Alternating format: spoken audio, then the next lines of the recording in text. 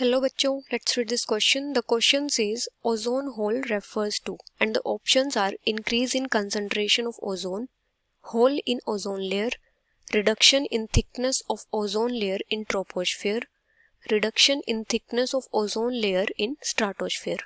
तो यहाँ पे हमारा की कॉन्सेप्ट क्या होगा?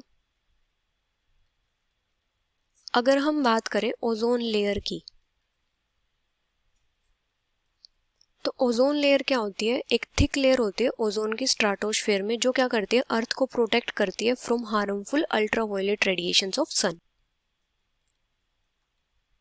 Thick layer of ozone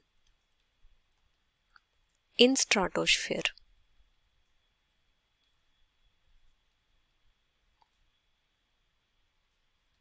which protects the earth from harmful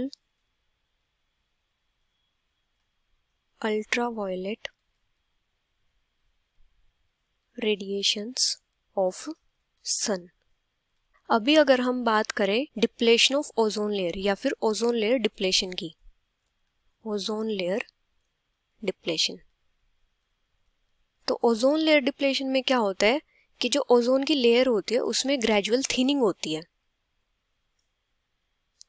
gradual thinning of ozone layer due to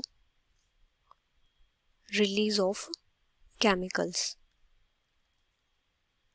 और ये जो केमिकल्स होते हैं ये रेडिकल्स जनरेट करते हैं, और वो रेडिकल्स जो होते हैं वो ओजोन को ब्रेक डाउन कर देते हैं. और ये जो ग्रेजुअल थिनिंग होती है ओजोन लेयर की, इसी को क्या बोलते हैं? ओजोन होल भी बोलते हैं. Ozone hole.